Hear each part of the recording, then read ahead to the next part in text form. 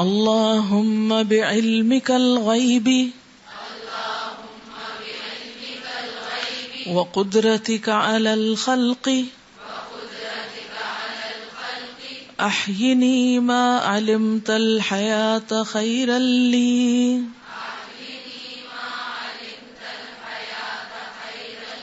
وتوفنی اذا علمت الوفاة خیرا لی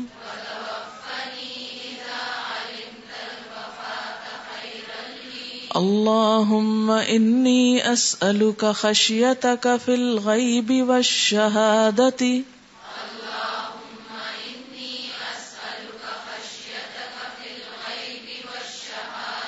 واسألک کلمۃ الحق فی الرضا والغضب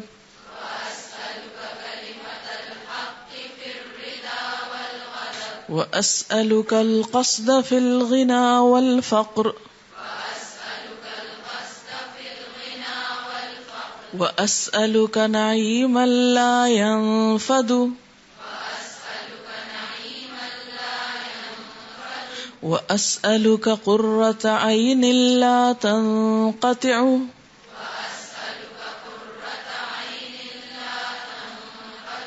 واسألک الرضا بعد القضاء واسألک برد العیش بعد الموت واسألک لذة النظر الى وجهک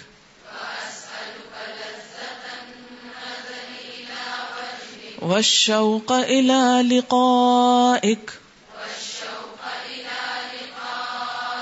فی غیر ضراء مضرۃ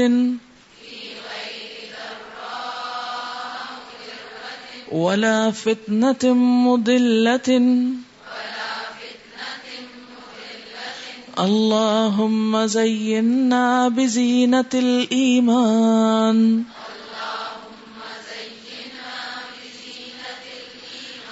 واجعلنا هداة مهتدين اللهم اے اللہ بعلمک الغیب اپنے علم غیب کی وجہ سے برکت سے وقدرتک علی الخلق اور مخلوق پر اپنی قدرت کی وجہ سے احینی تو زندہ رکھ مجھ کو ما علمت الحیات جو تو جانتا ہے کہ زندگی خیر لی میرے لیے بہتر ہے، مجھے اس وقت تک زندہ رکھ جب تک زندگی میرے حق میں بہتر ہے، وتوفنی اور فوت کر مجھ کو اذا علمت الوفاة خیر لی جب تو جانتا ہے کہ وفات میرے حق میں بہتر ہے۔ اللہم اے اللہ انی اسألک بے شک میں مانگتا ہوں تجھ سے خشیتک تیرا خوف فی الغیب والشہادہ غیب اور حاضر میں، واسألک اور میں سوال کرتا ہوں تجھ سے کلمۃ الحق حق بات کا فی الرضا رضامندی میں یعنی رضا کی حالت میں، والغضب اور غصے کی حالت میں، واسألک القصد اور میں مانگتا ہوں تجھ سے درمیانہ روی فی الغنى غنی ہونے کی حالت میں، والفقر اور محتاجی کی حالت میں، واسألک اور میں مانگتا ہوں تجھ سے نعیماً ایسی نعمت لا ينفد جو کبھی ختم نہ ہوگی، واسألک اور میں مانگتا ہوں تجھ سے قرۃ عین آنکھوں کی ٹھنڈک لا تنقطع جو کبھی منقطع نہ ہوگی کبھی ختم نہ ہوگی، واسألک الرضا اور میں مانگتا ہوں تجھ سے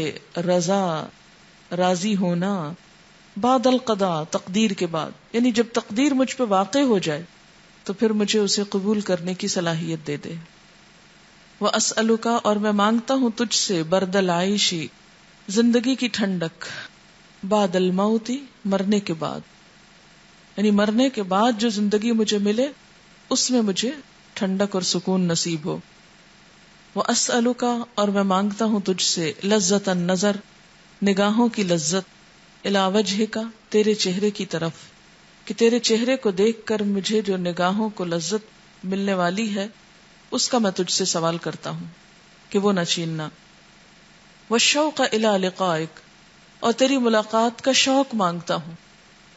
فی غیر ضراء مضرۃ، بغیر کسی ایسی تکلیف کے جو نقصان پہنچائے. ضراء تکلیف، مضرہ نقصان پہنچانے والی. کیونکہ بعض اوقات انسان شوق کے ساتھ ایک منزل کی طرف بڑھ رہا ہوتا ہے کہ راستے میں کوئی ایسی بیماری پریشانی آ جاتی ہے کہ وہ منزل اور دور ہو جاتی. ولا فتنۃ مضلۃ، اور بغیر کسی ایسے فتنے کے جو گمراہ کرنے والا. مضل گمراہ کرنے والا. اللہم اے اللہ، زیننا زینت دے ہم کو، بزینت الایمان ایمان کی زینت کے ساتھ، یعنی ہمیں ایمان سے آراستہ کر. وجعلنا اور بنا ہم کو، ہداتن رہنمائی کرنے والے، مہتدین ہدایت پانے والے. یعنی ہم ایسی رہنمائی کریں جن چیزوں میں ہم خود ہدایت یافتہ ہیں. بہت اچھی دعا ہے کہ اللہ اپنے علم غیب کی برکت سے، اپنی قدرت سے مجھے بس اس وقت تک زندگی دے جب تک زندگی میرے حق میں اچھی ہے، اور مجھے موت دے دے جب موت میرے حق میں اچھی ہو.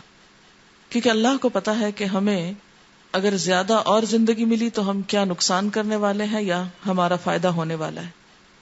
تو اللہ جب تک میری زندگی میرے حق میں اچھی، کیونکہ عموماً انسان جب دنیا کے تکلیف دہ حالات سے پریشان ہوتا ہے تو مایوس ہو کر خودکشی کی دعائیں کرنے لگتا ہے یا کوشش کرنے لگتا ہے. تو ایسے میں کسی بھی اٹیمپٹ سے پہلے یہ دعا مانگنی چاہیے کہ یا اللہ تو ہمیں زندگی دیے رکھ جب تک زندگی ہمارے لیے اچھی ہے، یعنی نیکیوں میں اضافے کا سبب ہے، اور پھر موت دے دے جب موت ہمارے لیے بخشش، راحت اور اچھے خاتمے کا سبب ہو. یعنی جب جینا ہمارے حق میں اچھا نہ رہے تو پھر ہمیں موت ہی دے دینا. کیونکہ ایک مسلمان ہمیشہ آخرت کی نیت سے سوچتا ہے نا، کہ جو اس کی ہمیشہ کی زندگی، جو چیز وہاں کے لیے بہتر ہے وہ تو میرے ساتھ کر دے. اللہم انی اسألک خشیتک، اللہ تیرا ڈر مانگتا ہوں، فی الغیب والشہادہ، چھپے ہوئے کاموں میں بھی اور سب کے سامنے بھی. یعنی کسی کے سامنے بھی اگر اچھا کام کروں تو کسی انسان سے ڈر کے نہیں، تیرے ڈر کی وجہ سے. اور اسی طرح اگر پیچھے کہیں کوئی اچھا کام کروں چھپ کر تو تیری وجہ سے، اور غلط کام کرنے لگوں تو تیرے ڈر سے رک جاؤں. مجھے صرف تیرا ڈر چاہیے، خواہ میں تنہا ہوں یا سب کے پاس ہوں. وَأَسْأَلُكَ كَلِمَةَ الْحَقِّ فِي الرِّضَا وَالْغَضَبِ، ناراضگی کی حالت میں ہوں یا رضامندی کی، بات وہی کروں جو حق ہے. کیونکہ بسا اوقات ہم جب کسی پہ خوش ہوتے ہیں تو اسے ناجائز رخصتیں دے دیتے ہیں، یا پھر کسی سے ناراض ہوتے ہیں تو اس کا جائز حق بھی روک لیتے ہیں. یہ نہ ہو. وَأَسْأَلُكَ الْقَصْدَ فِي الْغِنَى وَالْفَقْرِ، خواہ امیر ہوں یا غریب ہوں ہمیشہ اعتدال کی روش پہ رہوں. وَأَسْأَلُكَ نَعِيمًا، ایسی نعمتیں مانگتا ہوں لا ينفد، جو کبھی ختم نہ ہوں گی، یعنی جنت کی. وَأَسْأَلُكَ قُرَّةَ عَيْنٍ لَا تَنْقَطِعُ، اور آنکھوں کی ایسی ٹھنڈک مانگتا ہوں جو کبھی منقطع نہ ہو. کیونکہ بعض اوقات ایسے سین آتے ہیں نا کہ انسان چاہتا ہے یہ کبھی ختم نہ ہو، لیکن دنیا میں کوئی بھی چیز ہمیشہ نہیں دیکھ سکتا انسان. وَأَسْأَلُكَ الرِّضَا بَعْدَ الْقَضَاءِ، اور جب تقدیر آ جائے تو پھر اس تقدیر پہ راضی ہونا بھی مجھے نصیب ہو. کیونکہ بعض اوقات یہ ہوتا ہے کہ ہم کچھ چاہتے ہیں، اللہ کی مرضی کچھ اور ہوتی ہے. ہم ایک چیز کے لیے تڑپتے ہیں، اللہ کچھ اور دے دیتا ہے. مثلا لوگ بیٹا مانگتے ہیں اور ان کو بیٹی مل جاتی، اب وہ اسے ایکسپٹ نہیں کر پاتے، مینٹلی بھی اور کسی طرح بھی، حالانکہ اس معصوم بچے کا کیا قصور ہے. لیکن ایسا کیوں ہوا کہ آپ نے تو کچھ اور مانگا تھا اور مل کچھ اور گیا. یہ تقدیر ہے. اگر اللہ تعالیٰ لوگوں کی مرضی پہ چلنے لگے تو دنیا کا نظام بگڑ جائے، ہر طرف لڑکے ہی لڑکے ہوں اور نسلیں ختم ہو جائیں پھر، کیونکہ صرف بیٹوں سے بھی تو نہیں نسل آگے بڑھتی. تو یہ اللہ تعالیٰ کا اپنا ایک بیلنس قائم کیا ہوا، اور اس کو پتا ہے کہاں بیٹی پیدا کرنی ہے، کہاں بیٹا پیدا کرنا ہے. لیکن جب ہمیں ہماری مرضی کے خلاف چیز ملتی ہے تو ہم ساری زندگی پریشان ہو کے گزارتے ہیں، اور ان نعمتوں پہ بھی ناشکری کرنے لگتے ہیں جن سے ہم اجر کما سکتے ہیں. لہذا اللہ سے دعا کی جا رہی کہ یا اللہ جب تیری تقدیر واقع ہو جائے تو مجھے پھر اس پہ راضی کر دے. یہ دعا بہت ہی کام کی دعا. اسألک الرضا بعد القضاء، چھوٹی سی دعا ہے لیکن بہت جامع. ہماری جتنی بھی اریٹیشنز ہیں، جتنی بھی ناپسندیدہ چیزیں ہیں، پریشانیاں ہیں، غم ہے، دکھ ہے، فکر ہے، یہ اصل میں کس وجہ سے ہوتی ہے کہ ہم تقدیر پہ راضی نہیں ہوتے. جو رزق ہم کو ملا اس پہ ہم راضی نہیں، جو شوہر ملا اس پہ راضی نہیں، جو بچے ملے ان پہ راضی نہیں، جو گھر ملا اس پہ راضی نہیں، جو کچھ بھی ملا اس پہ راضی نہیں. تو ساری زندگی کس میں گزر رہی ہے؟ بہتر کی تلاش میں، حالانکہ دنیا کی سب چیزیں ایسی ہی ہیں، ملتی جلتی ہی ہیں. اس لیے اللہ سے وہ توفیق مانگنی چاہیے کہ جو ملا ہے اس پہ ہمیں راضی کر دے. وَأَسْأَلُكَ بَرْدَ الْعَيْشِ بَعْدَ الْمَوْتِ، اور زندگی کا جو لطف ہے، ٹھنڈک ہے، مزہ ہے، وہ مجھے موت کے بعد نصیب کرنا. کیونکہ ہم دنیا کی ٹھنڈک کے پیچھے تو بھاگتے رہتے ہیں لیکن آخرت کی ٹھنڈک بھول جاتے ہیں. گھر میں تو ٹھنڈک کے لیے اگر بجلی چلی جائے تو جنریٹر کا انتظام بھی کر کے رکھتے ہیں کہ پریشانی نہ ہو، لیکن قبر کے لیے کس جنریٹر کا بندوبست کیا ہوا ہے؟ وہاں کے لیے کیا تیار کیا ہے؟ اور وہاں تو یہ ایئر کنڈیشنر اور یہ روشنیاں اور یہ بجلیاں ویسے بھی کام نہیں آئیں گی، وہاں تو ساری ٹھنڈک عمل سے ہے. تو اللہ سے دعا کرنی چاہیے کہ وَأَسْأَلُكَ بَرْدَ الْعَيْشِ بَعْدَ الْمَوْتِ، اصل ٹھنڈک مجھے وہاں مل جائے. اگر یہاں میں محروم بھی ہوں تو وہاں کی چاہیے. وَأَسْأَلُكَ لَذَّةَ النَّظَرِ إِلَى وَجْهِكَ، اور میں تیرے چہرے کی طرف دیکھنا چاہتا ہوں اور وہ لطف اٹھانا چاہتا ہوں. اب دیکھیں، جس سے انسان کو محبت ہوتی ہے، انسان کا دل چاہتا ہے بار بار اس کو دیکھے. تو جن لوگوں کے دل میں اللہ کی محبت ہوتی وہ بھی کیا چاہتے ہیں؟ اپنے رب کو دیکھتے رہیں. تو اس دیکھنے کا سوال مانگا ہے. وَأَسْأَلُكَ لَذَّةَ النَّظَرِ إِلَى وَجْهِكَ وَالشَّوْقَ إِلَى لِقَائِكَ، اور تیری ملاقات کا شوق چاہتا ہوں. ہم اللہ سے ملاقات چاہتے تو ہیں لیکن ڈرتے بھی ہیں نا کہ کچھ کیا نہیں تو کیا بنے گا، شامت ہی آئے گی. خوف زیادہ آتا ہے جب بھی اللہ سے ملاقات کا ذہن میں آتا ہے نا، کم از کم مجھے تو بہت خوف آتا ہے. کیا شکل لے کر جائیں گے؟ کسی بات پہ بھی وہ ہم سے پوچھ بیٹھے تو ہے کوئی جواب، لیکن اس کے ساتھ ساتھ پھر اس کی طرف دیکھنے سے محرومی بھی تو نہیں قبول. اس کو دیکھنا بھی چاہتے ہیں، اس سے ملاقات بھی چاہتے ہیں. تو اس کا شوق مانگا گیا. جب شوق مانگیں گے تو پھر ایسے کاموں کا بھی شوق آ جائے گا انشاءاللہ جو اس سے ملاقات کے قابل کر دیں. قرآن پاک میں ایک آیت آتی ہے نا، الا ان اولیاء اللہ لا خوف علیہم ولا هم یحزنون، سنو اللہ کے دوستوں کو نہ کوئی خوف ہوگا نہ غم ہوگا. آج ہی صبح میں ایک حدیث پڑھ رہی تھی کہ اولیاء اللہ کون ہوتے ہیں.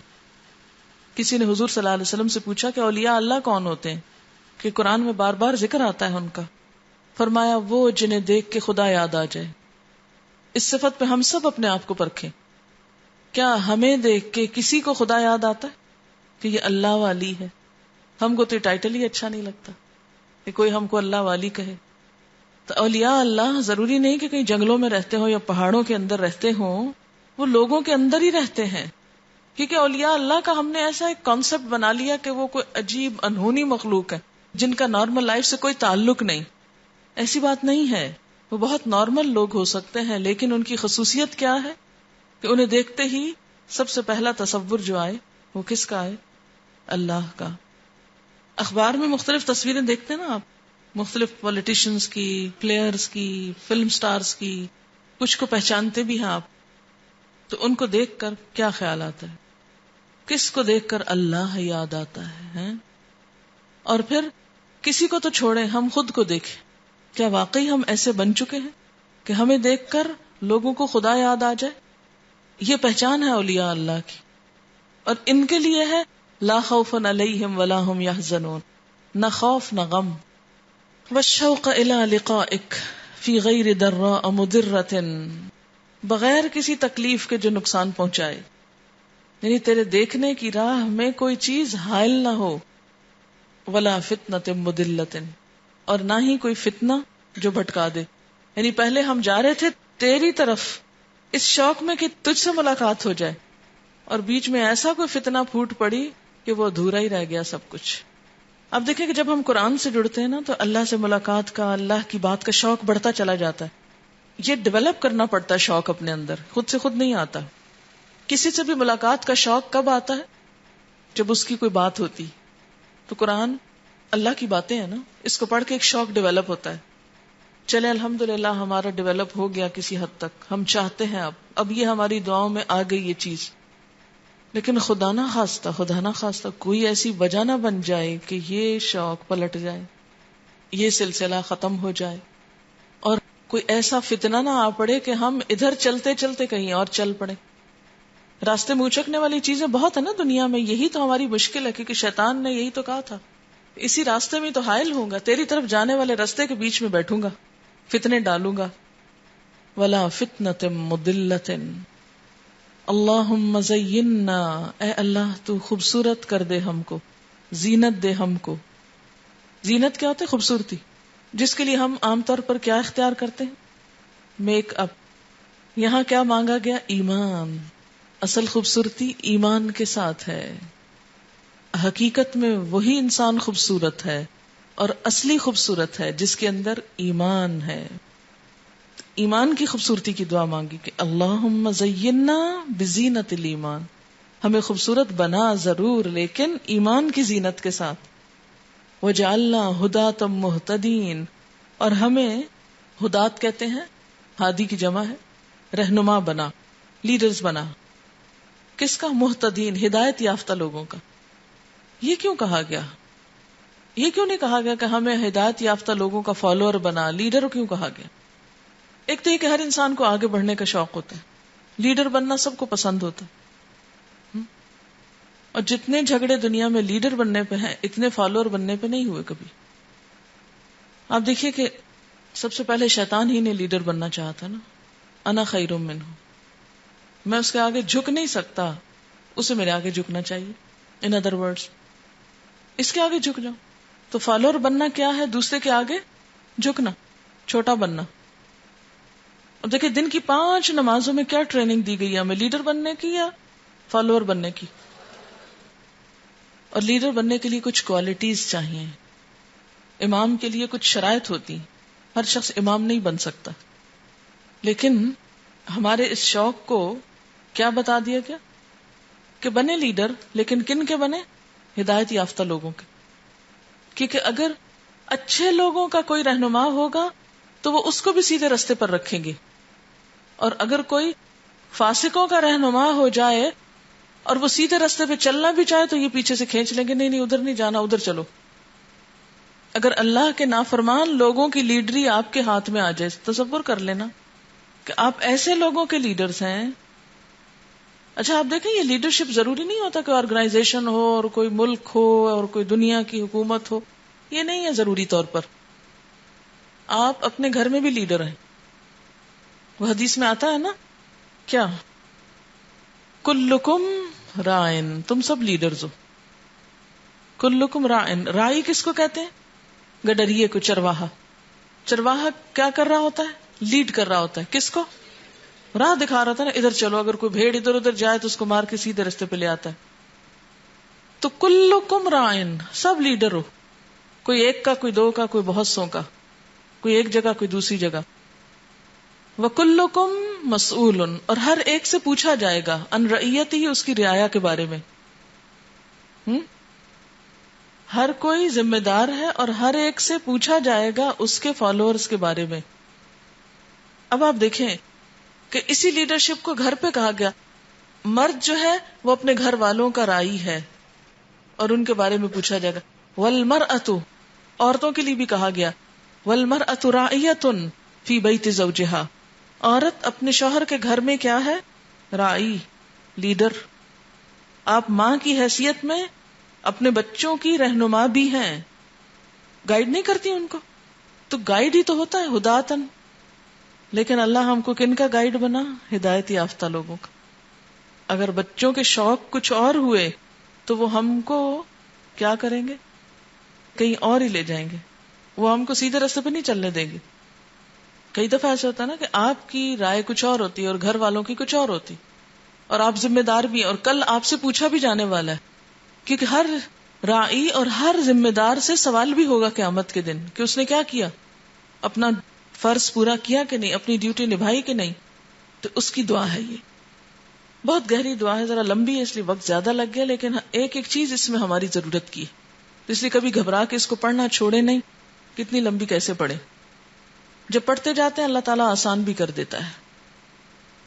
اللہم بعلمک الغیب وقدرتک علی الخلق أحيني ما علمت الحياة خيرا لي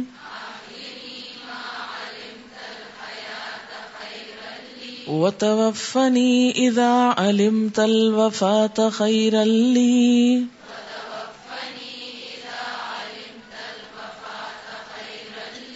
اللهم إني أسألك خشيتك في الغيب والشهادة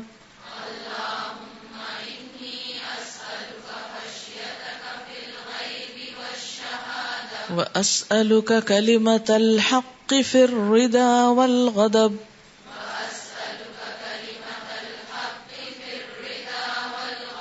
وأسألك القصد في الغنى والفقر وأسألك نعيما لا ينفد وأسألك قرة عين لا تنقطع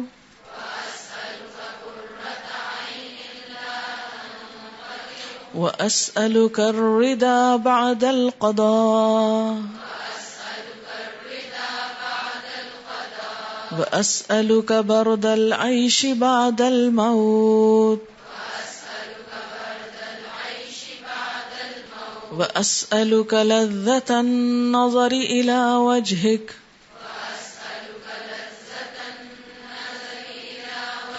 والشوق إلى لقائك في غير ضراء مضرة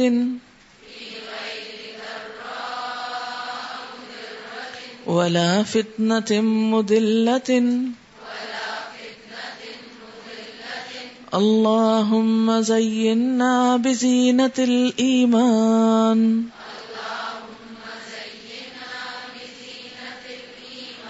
واجعلنا هداة مهتدين.